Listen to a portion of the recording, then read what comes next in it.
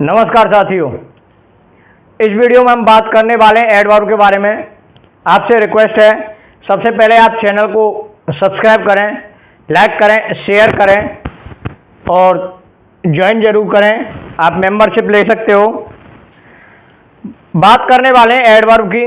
Adverb एक ऐसा topic है जो काफ़ी इम्पोर्टेंट टॉपिक है, जिसमें से कंपटीशन में कई क्वेश्चंस आते हैं। हम इसमें देखने वाले हैं कि एडवर्ब का प्रयोग सेंटेंस में किस प्रकार से होता है, एडवर्ब होता क्या है। देखिए, एडवर्ब एक क्रिया विशेषण, आप इसकी हिंदी जानते होंगे कि इसका अर्थ होता है क्रिया विशेषण। एडवर्ब वह पार्ट्स ऑफ स्पीच है, वह पार्ट्स ऑफ स्पीच जो वर्ब को, एडवर्ब को, एडजेक्टिव को, प्रीपोजिशन को, कंजंक्शन को, सबको मॉडिफाई करता है, सिवाय नाउन और प्रोनाउन को छोड़कर। अर्थात वह पार्ट्स ऑफ स्पीच जो वर्ब, एडवर्ब, एडजेक्टिव, प्रीपोजिशन और कंजंक्शन सबकी विशेषता बतलाता है, वो एडवर्ब कहलाता है। एडवर्ब खुद अपने आप में एडवर्ब की भी विशेषता बतलाता है, इसलिए ये काफ़ी इंपॉर्टेंट हो जाता है कि एडवर्ब खुद एडवर्ब की विशेषता कैसे बताता है। इसको जरूर सीखेंगे हम। तो एडवर्ब क्या है? एडवर्ब वह पार्ट्स ऑफ स्पीच जो वर्ब, एडवर्ब, एडजेक्टिव, कंजंक्शन और प्रीपोजिशन सबकी विशेषता बतलाता है, वो एडवर्ब कहलाता है। अब देखिए, ये जो एडवर्ब होता है ना, वर्ब की विशेषता कैसे बताता है, एडवर्ब की कैसे, देखते हैं। पहला, सुमित वर्क्स स्मार्टली।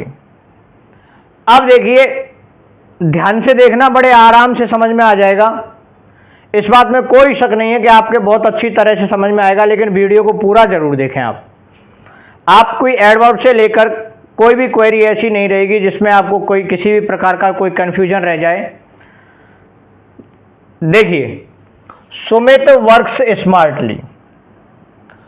सुमित काम करता है, कैसे करता है? स्मार्टली। तो काम का क्या बताया? तरीका बताया, विशेषता बताई काम की, काम स्मार्टली करता है ना।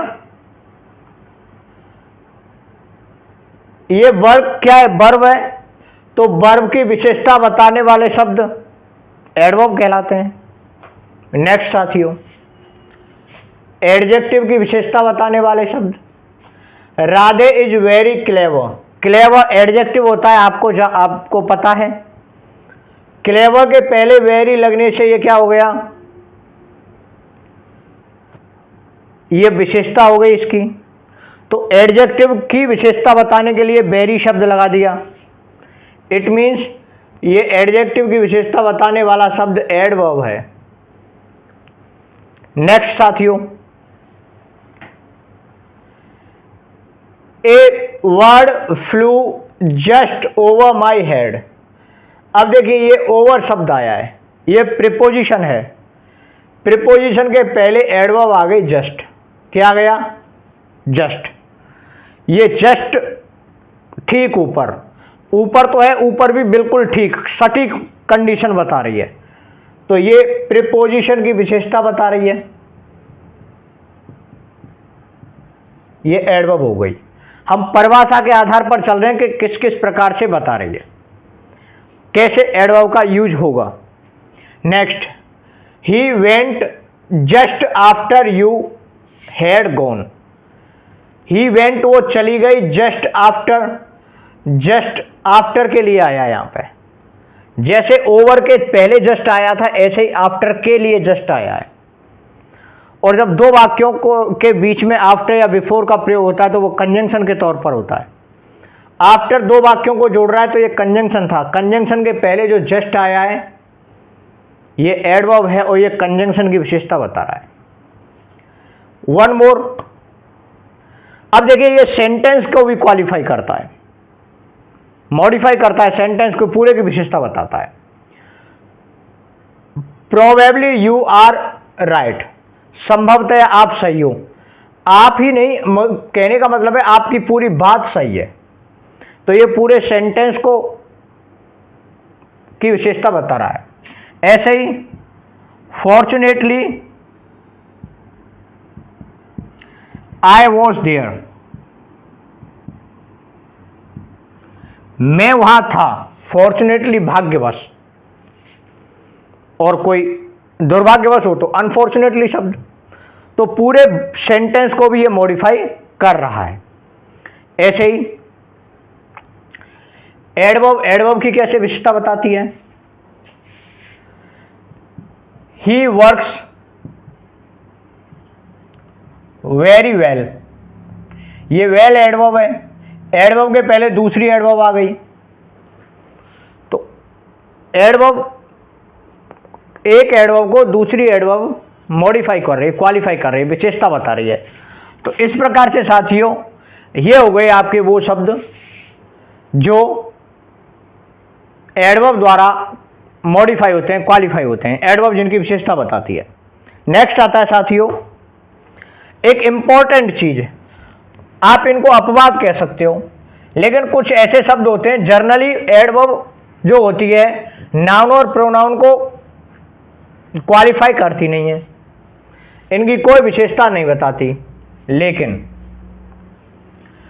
कुछ ऐसे शब्द हैं जो नाउन या प्रोनाउन के पहले लग करके एम्फेसाइज करने का काम करते हैं, जोर देने का काम करते हैं, उनकी विशेषता बताने का काम करते हैं, वो जर्नली इस प्रकार से आते हैं, जो नाउन या प्रोनाउन के पहले लग करके उस नाउन या प्रोनाउन पर जोर देते हैं, जैसे only, even, almost, at least. Examples देखते हैं। Only you are my best friend,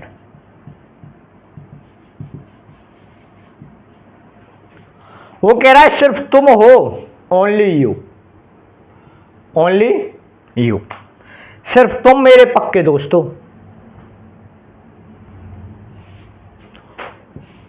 almost I reach there,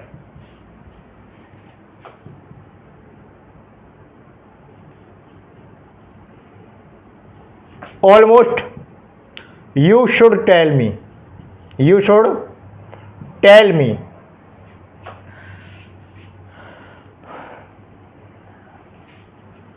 sorry at least का प्रयोग करते हैं, एटलीस्ट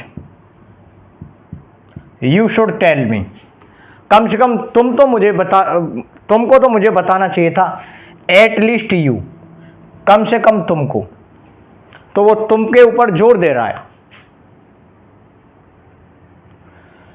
यहां पर नाउन प्रोनाउन के ऊपर जोर दे रहा है। दे ऑलमोस्ट का एग्जांपल देखिए, दे आर ऑलमोस्ट 10 स्टूडेंट्स,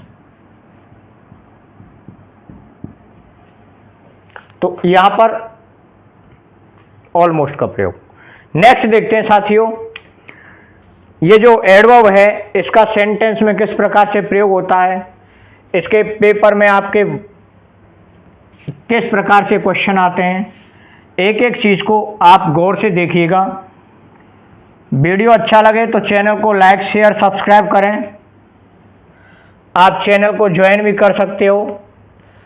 मेरा यही प्रयास है कि आपको हर प्रकार से हर समस्या का आपकी का समाधान किया जाए, किसी भी प्रकार की कोई प्रॉब्लम्स ना आए।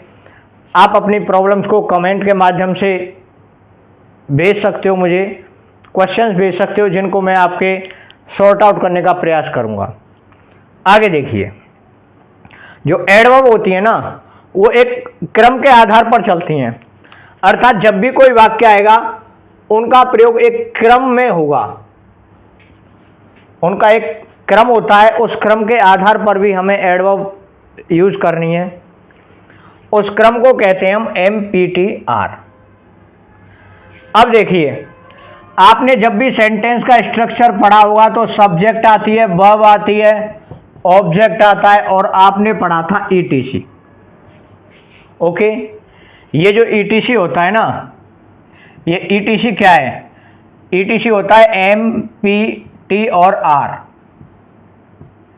इनको मैं आपको क्लियर करके दे देता हूं। M4 होता है मैनर। क्या होता है? मैनर। मैनर मीन्स होता है तरीका। तरीका किस चीज का? काम करने का। काम कैसे हुआ, काम करने का आपको तरीका पूछा जाएगा। इसका जवाब जो होगा वो कैसे का जवाब होगा, अर्थात प्रश्न जो पूछा जाएगा वो कैसे शब्द से पूछा जाएगा।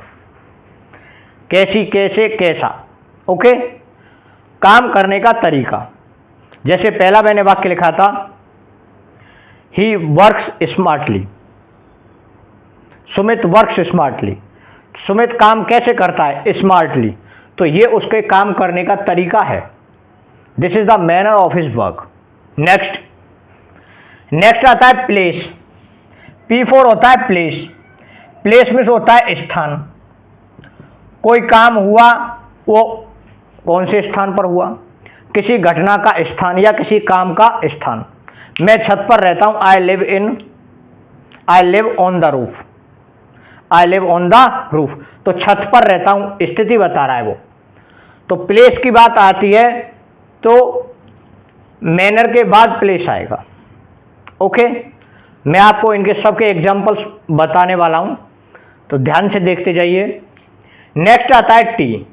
T4 होता है साथियों टाइम। टाइम मीन्स काम का समय। कोई घटना घटी, कोई काम हुआ, उसका समय क्या था। ओके। अगर हम प्रश्न बनाएं तो मैनर का प्रश्न हाउ से बनेगा। मैनर पूछने का, स्थान पूछने का क्वेश्चन जो बनता है वेयर से बनता है, आपको पता ही है। टाइम पूछने के लिए व्हेन से सवाल करते हैं, व्हेन लगा करके। R4 होता है रीजन। रीजन कारण, कोई काम क्यों हुआ, और जब कारण पूछना हो तो वाई लगा करके हम प्रश्न पूछते हैं। दोबारा समझिए, आपके लिए सेंटेंस आता है और सेंटेंस में आपको इनका प्रयोग सीखना है हमें कि भाई ये जो सब्जेक्ट वर्ब ऑब्जेक्ट के बाद ETC आता है, तो ये ETC आखिर है क्या।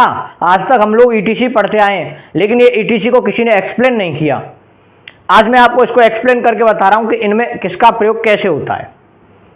ये क्रम से चलते हैं, इनका एक सीक्वेंस होता है, और वो क्रम क्या है? MPTR। MPTR को अगर हम डिटेल में पढ़ते हैं तो इस प्रकार से आता है। M4 होता है मैनर, P4 होता है प्लेस, T4 टाइम और R4 रीजन। सबसे पहले आपको काम का तरीका बताना होता है कि कोई काम कैसे हुआ, कैसा हुआ। उसके बाद उस काम का स्थान बताना होता है, काम तो हुआ, ऐसे हुआ, लेकिन कहाँ हुआ। फिर आपको टाइम बताना होता है कि काम हुआ, कैसे हुआ, कहाँ हुआ और कब हुआ। नेक्स्ट आता है रीजन, कि कोई घटना घटित हुई तो उसका रीजन क्या था, what is the reason of the incident. यह हो गया साथियों आपका MPTR। ध्यान देखने की बात यह है, अब मैनर को बताने वाले भी कुछ शब्द हैं, प्लेस को बताने वाले शब्द हैं, टाइम को बताने वाले एडवर्ब्स हैं, और रीजन को बताने वाले।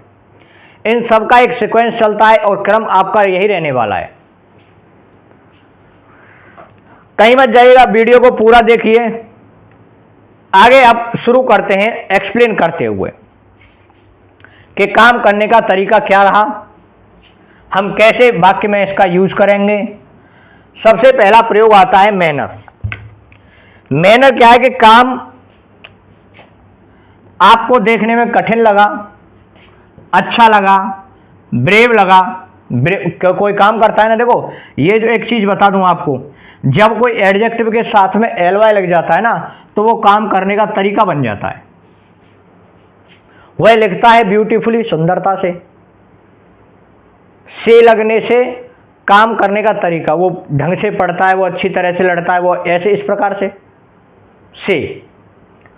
अच्छी तरह से, बेईमानी से, ओके, इस तरह से।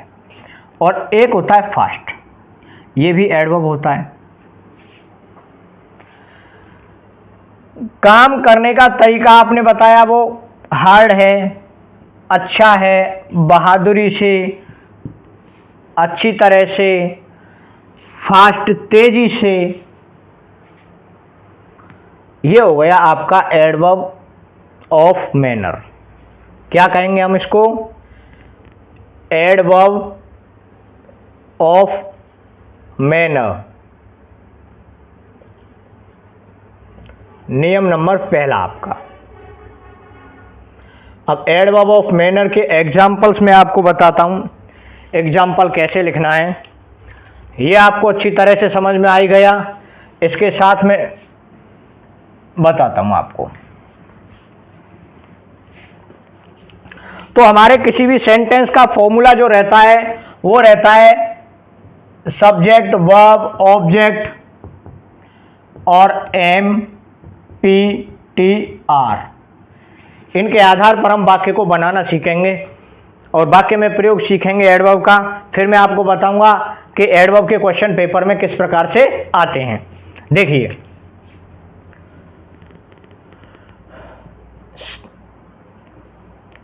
I can write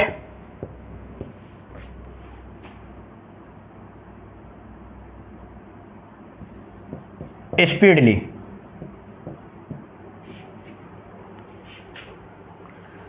मैं तेजी से लिख सकता हूं या क्विकली।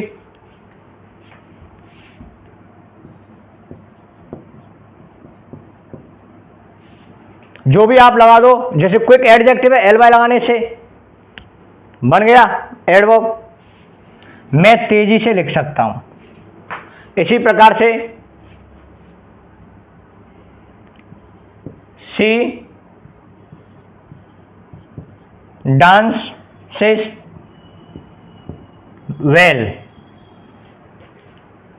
शी dances well, वो अच्छी तरह से नाचती है। ये आपकी एडवर्ब ऑफ मैनर है जो वर्ब के तुरंत बाद आती है, वर्ब के या ऑब्जेक्ट के बाद में। ओके, अब ऑब्जेक्ट नहीं है तो ऑब्जेक्ट के बाद में, ऑब्जेक्ट होता है तो ऑब्जेक्ट नहीं है तो वर्ब के बाद में आ गई, ऑब्जेक्ट होता है तो ऑब्जेक्ट के बाद में लिख देते हैं। He helps me, he helps me honestly. देखिए, ही सब्जेक्ट हो गया, हेल्प वर्ब हो गई, ये ऑब्जेक्ट हो गया और ऑब्जेक्ट के बाद ये एडवर्ब हो गई। अब बात करते हैं कि ये मैनर के शब्द थे, उसके बाद आते हैं प्लेस के शब्द।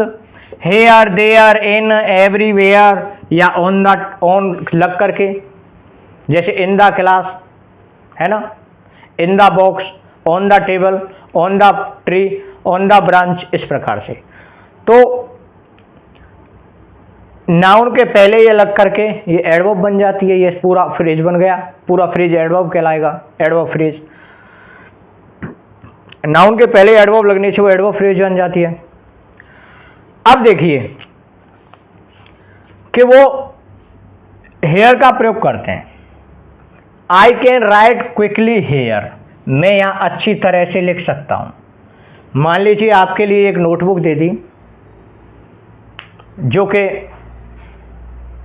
दिखने में अच्छी नहीं है, लेकिन फिर भी आपने कह दिया कि मैं इस पर अच्छी तरीके से लिख सकता हूं, तेजी से लिख सकता हूं। जो कोई ऐसी जगह है, ऊबड़ खाबड़ जगह है, I can run fast here, मैं यहाँ तेजी से दौड़ सकता हूँ। तो दौड़ना वो भी तेजी से और तेजी के साथ यहाँ पे, इट मीन्स ये एडवर्ब ऑफ प्लेस हो गया कि वो यहाँ की कह रहा है भाई यहाँ दौड़ेगा, तेजी से दौड़ेगा, और वो भी यहाँ पे, तो एडवर्ब ऑफ प्लेस हो गया। I can run here, I can run fast here. साथियों समझ लेना, आई कैन रन ये तो हो गई आपका सब्जेक्ट और verb.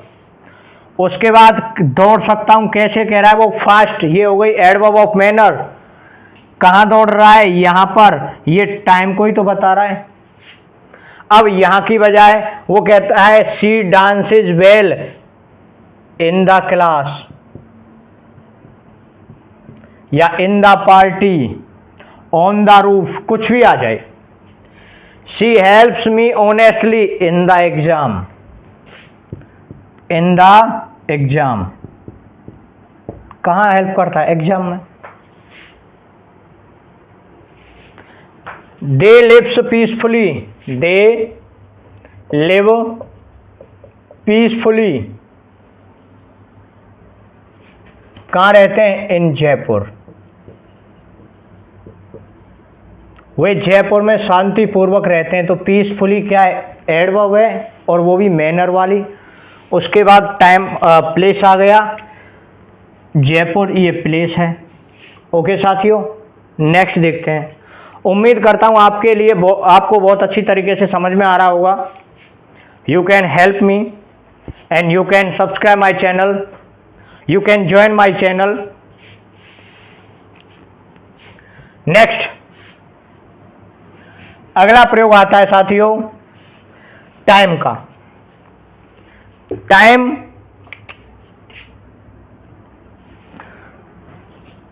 Now, before, soon, daily, shortly, recently, Sunday, Monday, Tuesday, June, July या कोई भी ईयर है, यस्टरडे, टुमारो, जो भी टाइम को बताने वाले वर्ड्स हैं वो टाइम वर्ड्स हैं, और वो सारे time words adverb of time कहलाते हैं। क्या कहलाते हैं? Adverb of time. बात करते हैं एडवर्ब ऑफ टाइम की। दो एडवर्ब्स के यूज हमने देख लिए, तीसरी एडवर्ब का प्रयोग करते हुए हम सेंटेंस देखेंगे।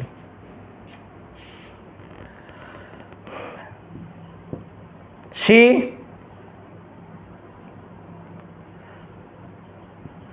dances well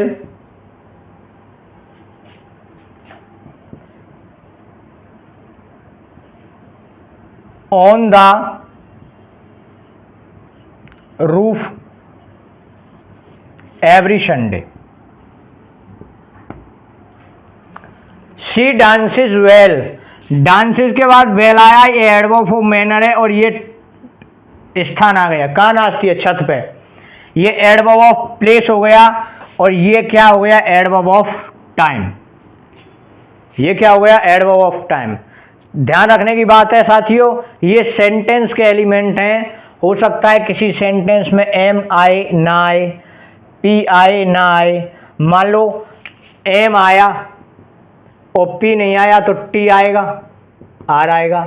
मान लो ये दोनों नहीं आएगा तो एम टी आएगा, लेकिन क्रम तो इनका यही रहेगा।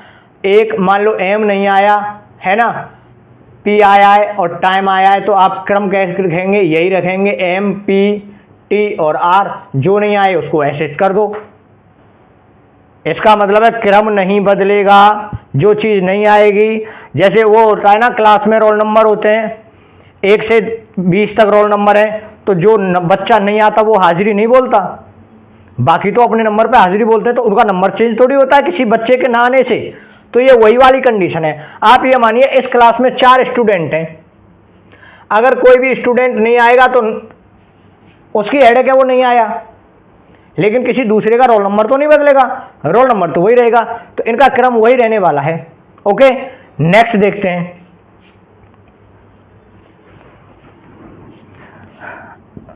Raman is sing a song in the class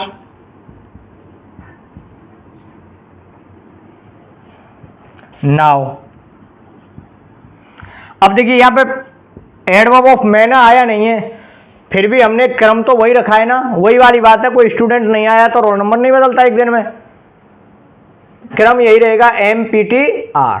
तो इन द क्लास नाउ, तो क्लास हो गया, इन द क्लास ये एडवर्ब ऑफ प्लेस है और ये एडवर्ब ऑफ टाइम है। नेक्स्ट आता है साथियों reason.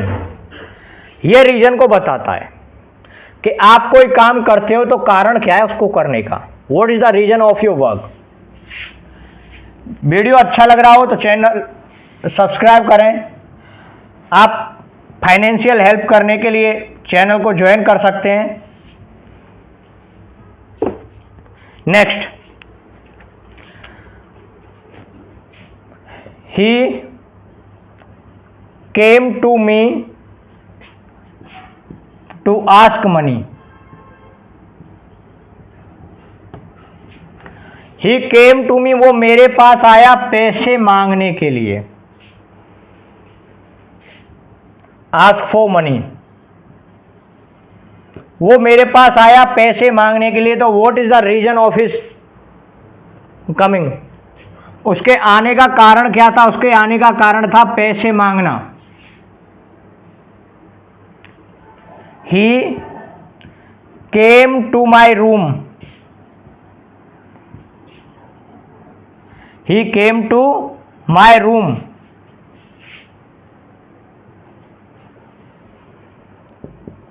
To read the newspaper, read the newspaper. वो मेरे कमरे में आया अखबार पढ़ने के लिए। वह मेरे कमरे में आया अखबार पढ़ने के लिए।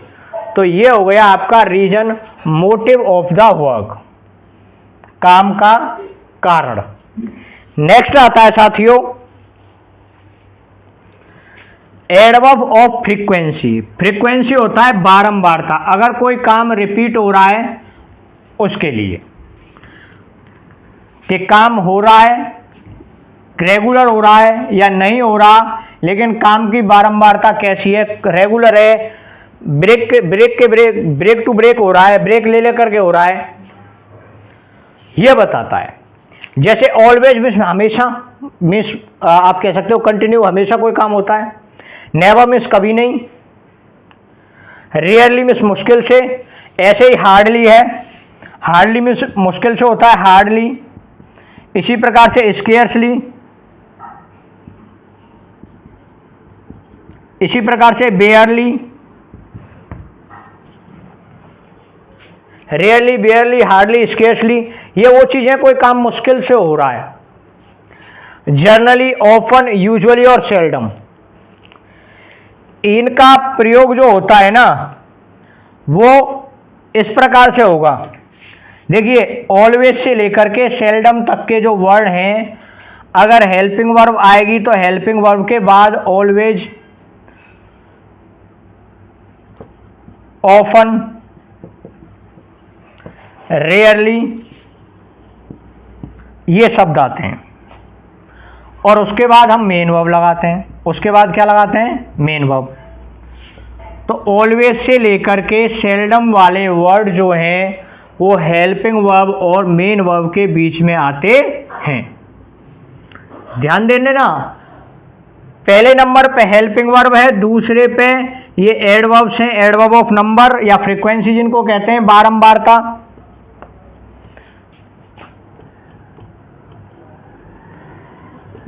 बारंबारता को बताने वाली adverb.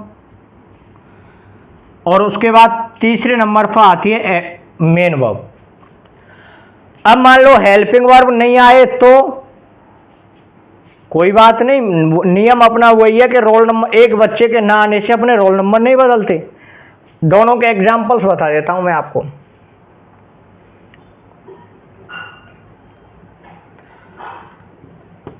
Shubham, Subhash, never comes here,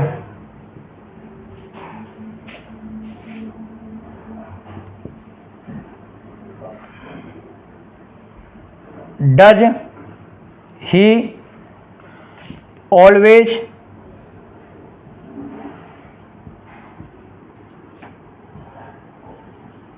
come here,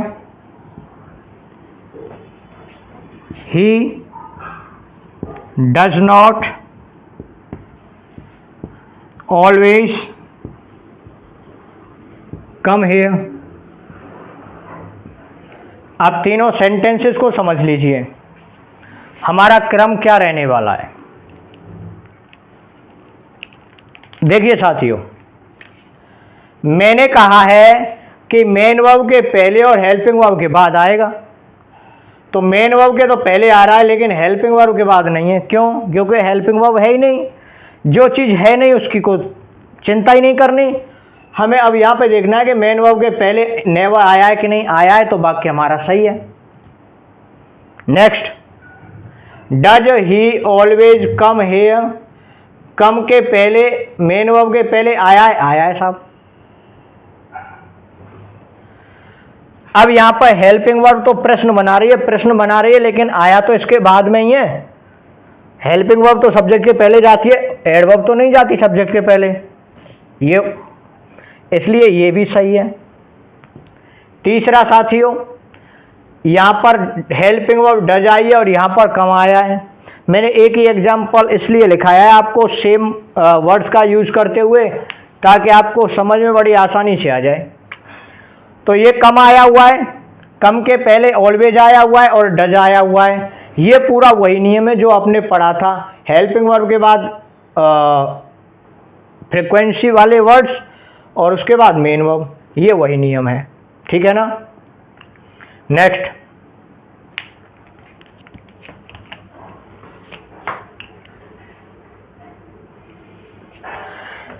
कुछ शब्द ऐसे हैं जैसे वंस, ट्वाइस, थ्राइस, ये भी बारंबार तो बताते हैं लेकिन ये बाद में आते हैं।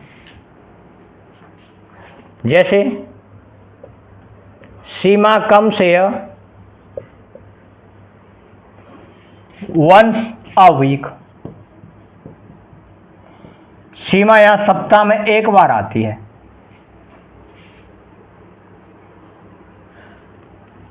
आपके लिए जब भी प्रश्न आएगा या तो साथियों यहां से उठ करके आएगा, इनका कोई उल्टे क्रम में देगा क्वेश्चन, है ना, या फिर आपके लिए क्वेश्चन आता है एमपीटीआर में से, एमपीटीआर में से।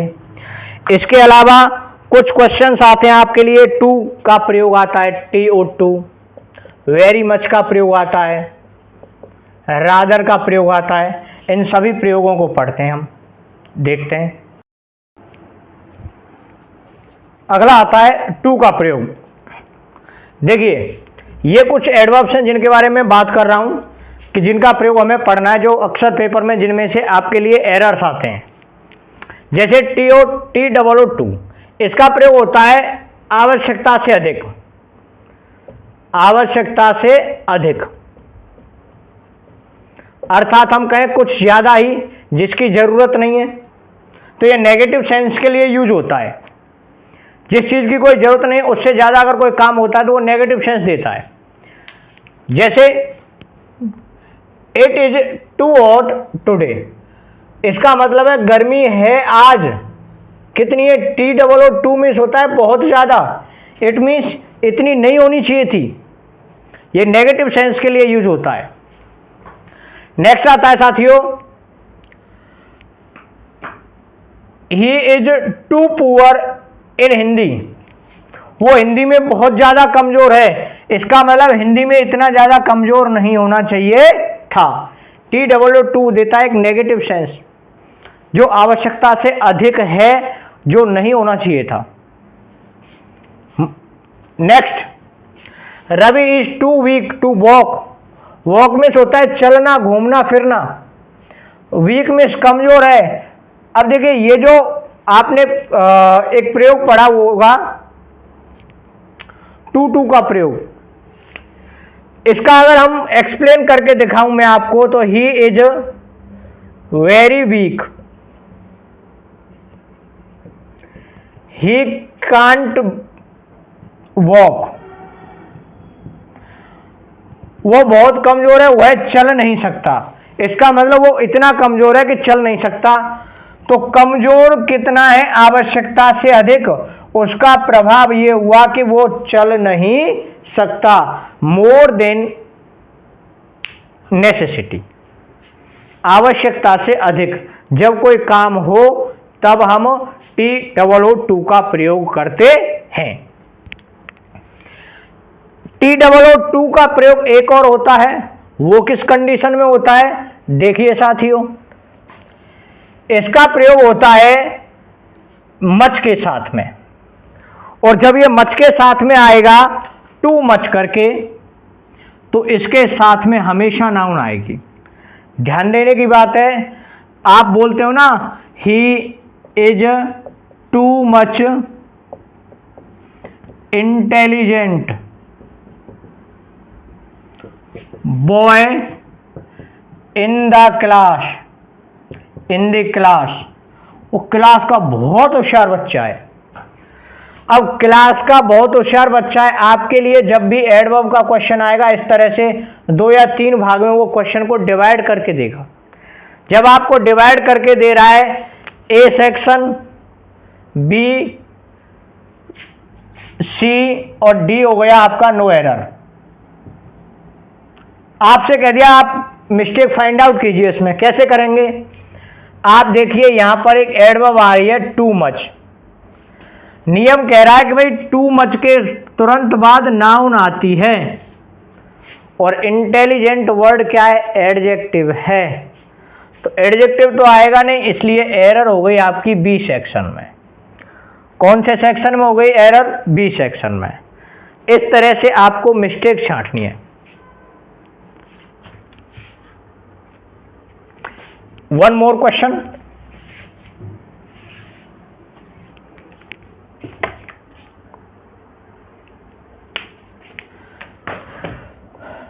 Ravina has too much easy answers of all the questions, all the questions। Mistake find out कीजिए आप। आपने देखा कि टू मच के तुरंत बाद इजी आ रहा है, इजी एडजेक्टिव है, इसलिए टू मच इजी, यहां पर ये एरर है। ये क्या है? Error.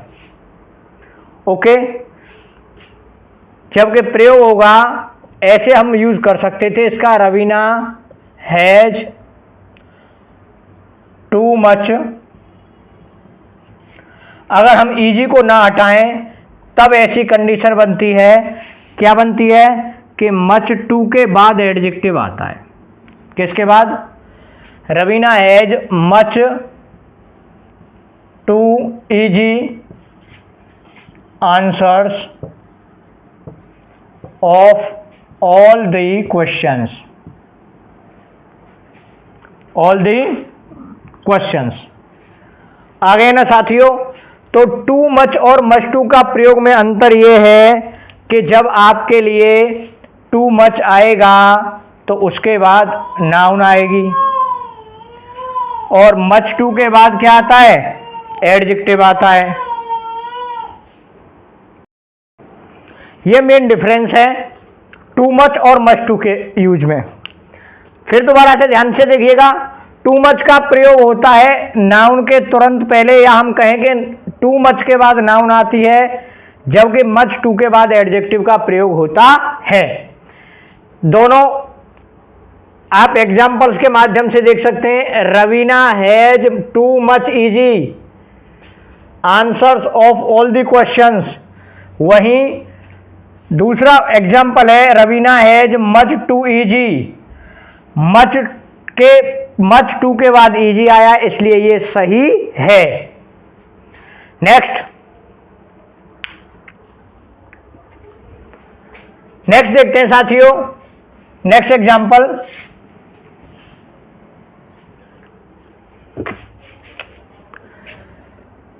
Nitin has too much money to buy a car. Too much के बाद नाउन आया है, इट मीन्स ये सही है। नेक्स्ट देखिए, I have too much pain in my neck, in my neck. मेरी गर्दन में बहुत दर्द है, तो टू मच के बाद में नाउन आई है, इट मीन्स टू मच के बाद नाउन ही आती है और ये वाक्य बिल्कुल सही है।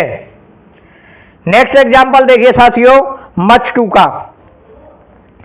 मैंने अभी बताया आपको कंपेयर करके कि मच टू के बाद में एडजेक्टिव आता है she was much too beautiful. Much too के बाद एडजेक्टिव आया beautiful. Okay, Naveen was much too weak to run in the ground. तो मच टू के बाद वीक वर्ड आया जो कि एडजेक्टिव है। ये वाक्य इस प्रकार से आते हैं, टू मच के बाद नाउन आती है और मच टू के बाद में एडजेक्टिव आता है। नेक्स्ट आता है साथियों, अगला प्रयोग आता है वेरी का, मच का और वेरी मच का। तीन चीजें हैं। पहला प्रयोग है वेरी का, फर्स्ट यूज है वेरी का। वेरी का यूज कहां किया जाता है? वेरी का यूज किया जाता है पॉजिटिव डिग्री के पहले। किसके पहले? Positive degree. वेरी के बाद आएगी पॉजिटिव डिग्री। जब भी कोई एडजेक्टिव अपनी मूल अवस्था में होगा उसके पहले आपको वेरी लगाना है। जैसे Arjun is very tall, Rani is very intelligent. तो वेरी का प्रयोग होता है पॉजिटिव डिग्री के पहले। ऐसे ही मच का प्रयोग कहां होता है? मच का प्रयोग होता है कंपैरेटिव डिग्री के पहले। किसके पहले? कंपैरेटिव डिग्री के पहले। जैसे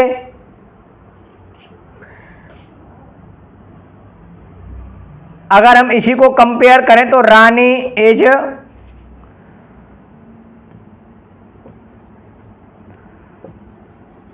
much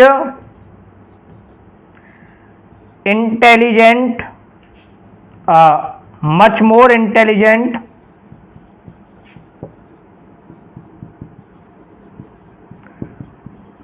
then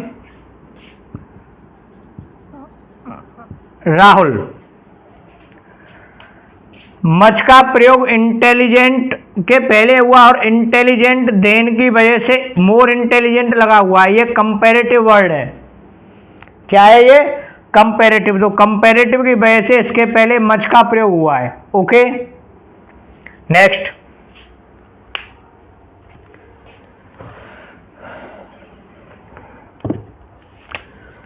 Sandeep is fatter than all other या any other all other students. अगर यहां पर आपके लिए चार ऑप्शन आ जाए वेरी, वेरी मच इस प्रकार से, तो आपको यहां पर कंपैरेटिव डिग्री के साथ में मच का प्रयोग करना है। किसका प्रयोग करेंगे? मच, क्योंकि फैटर के साथ में देन आया हुआ है। जब भी आपके लिए पेपर में इससे संबंधित एरर आएगी तो मैं आपको एरर बताता हूं किस प्रकार से पेपर में आएगी। देखिए,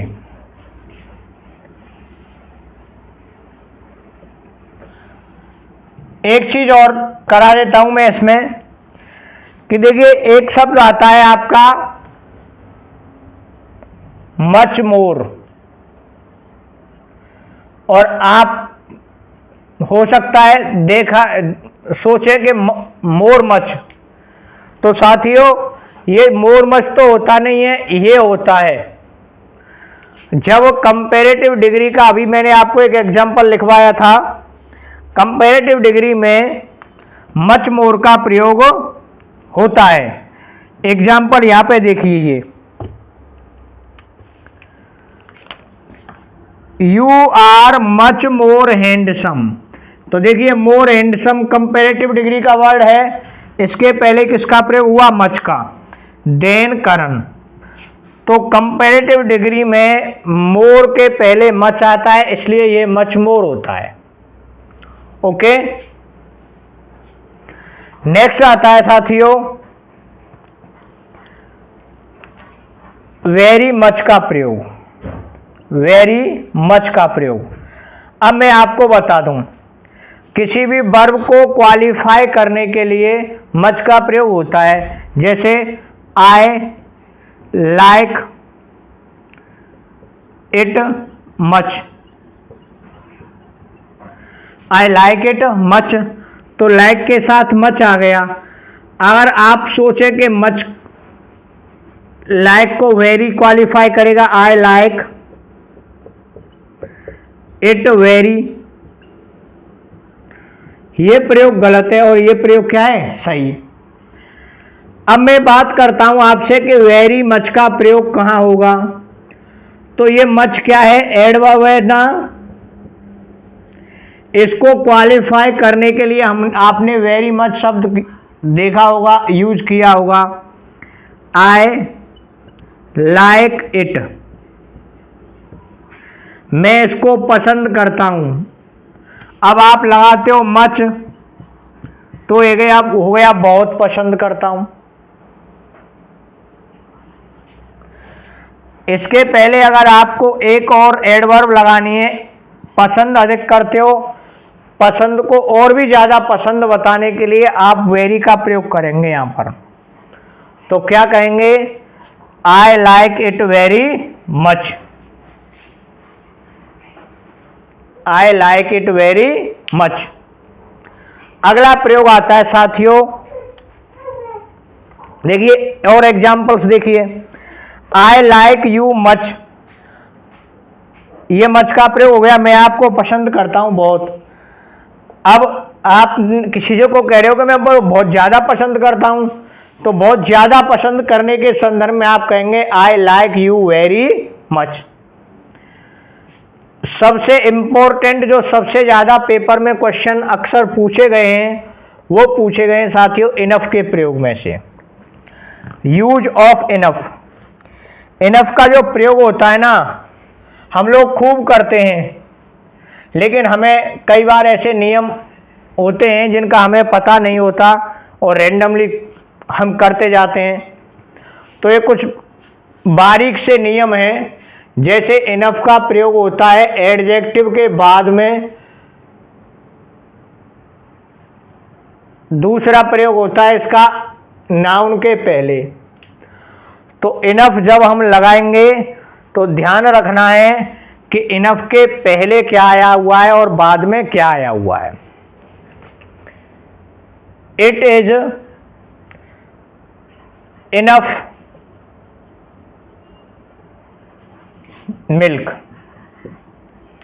या there is enough milk. Next example, I have enough money,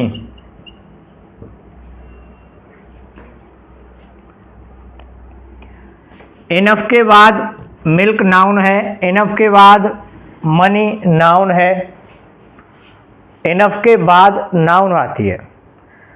error कैसे आएगी पेपर में,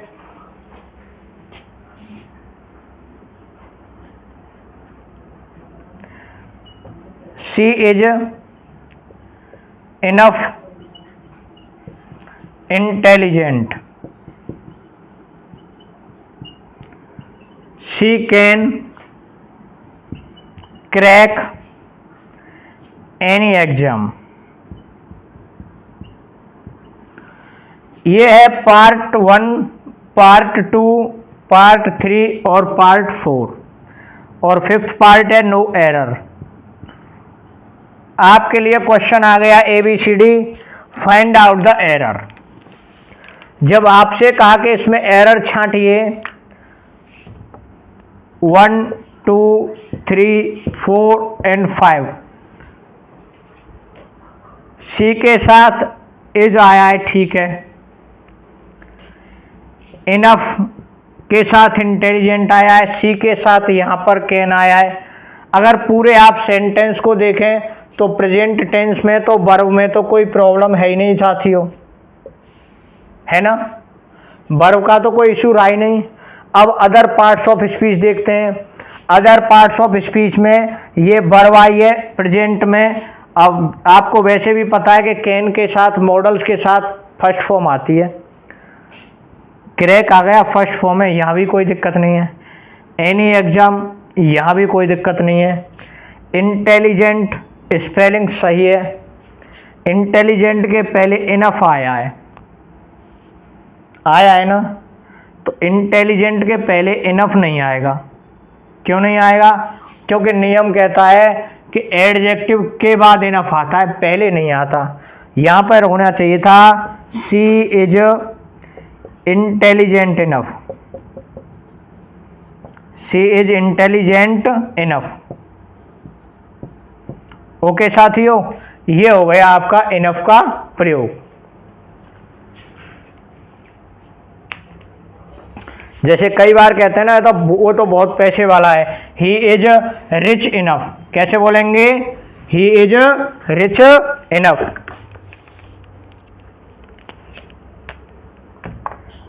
he is rich enough. Next आता है साथियों हार्ड और हार्डली का प्रयोग।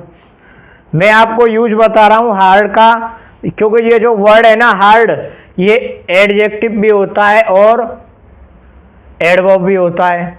दोनों का डिफरेंस बता देता हूं मैं आपको। इसी प्रकार से एक लेट होता है और एक लेटली होता है। This board is hard. ये बोर्ड कैसा है? कठोर। ये बोर्ड की विशेषता बता रहा है, नाउन की विशेषता बता रहा है, ठीक है ना। और नाउन की विशेषता तो एडजेक्टिव ही बताता है, तो इसलिए ये तो एडजेक्टिव है।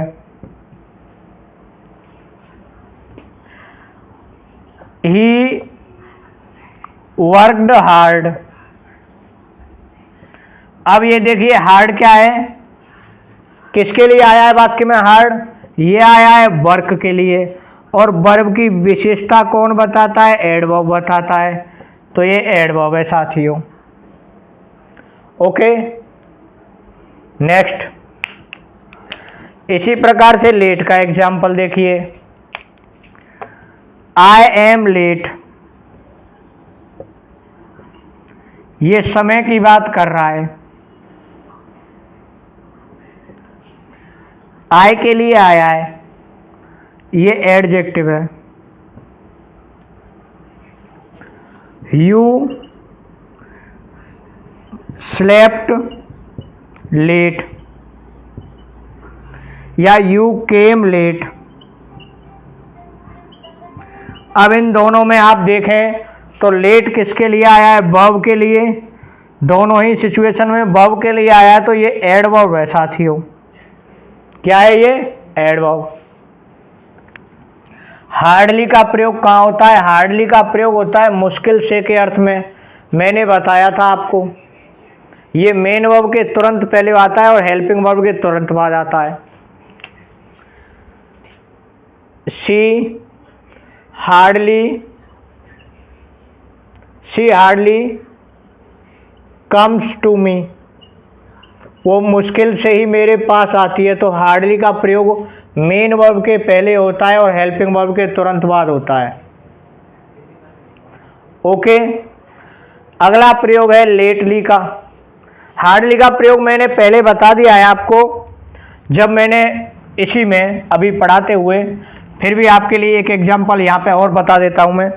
ये हार्ड और हार्डली का डिफरेंस है। और देखिए हार्ड का प्रयोग मैंने बता दिया, ये कब एडजेक्टिव होता है और कब एडवर्ब होता है, लेकिन हार्डली हमेशा एडवर्ब होता है।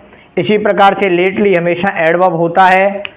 हार्डली का प्रयोग प्रेजेंट इंडेफिनिट टेंस में होता है और लेटली का प्रयोग प्रेजेंट के परफेक्ट टेंस में होता है। She is hardly dancing with Anita.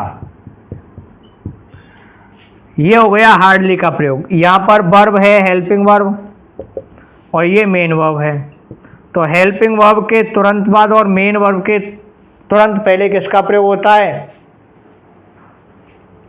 Hardly का प्रयोग होता है। नेक्स्ट यूज आता है लेटली का। They have found a pen lately.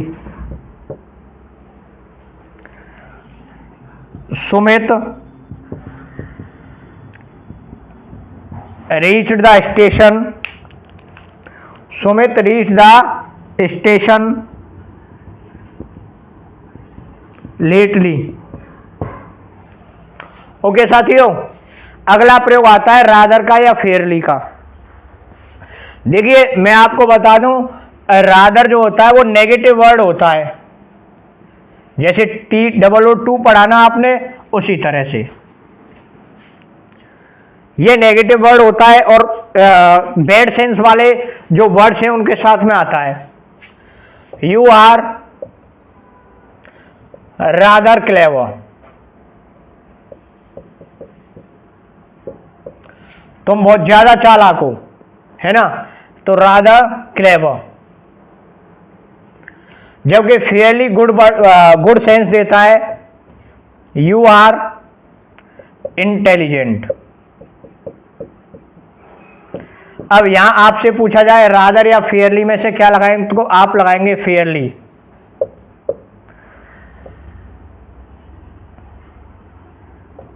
Sheru is honest, क्या लगाएंगे? फेयरली।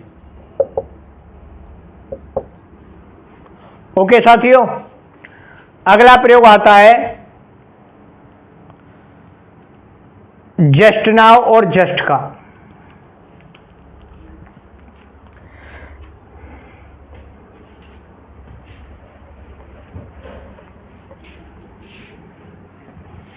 नेक्स्ट यूज किसका है? जस्ट नाउ और जस्ट का।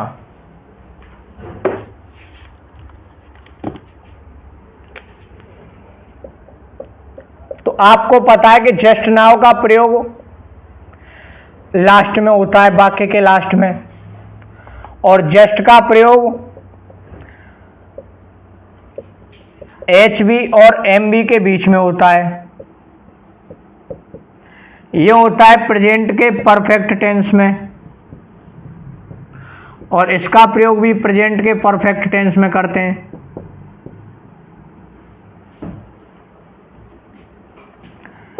I have finished my work just now, मैंने अभी अपना काम खत्म किया है, हाल ही में, just now। I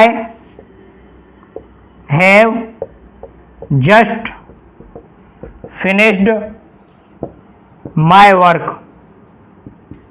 जब भी आपके लिए पेपर में एरर आएगी तो जस्ट नाउ को यहां देगा, वो जस्ट के स्थान पर, जस्ट नाउ।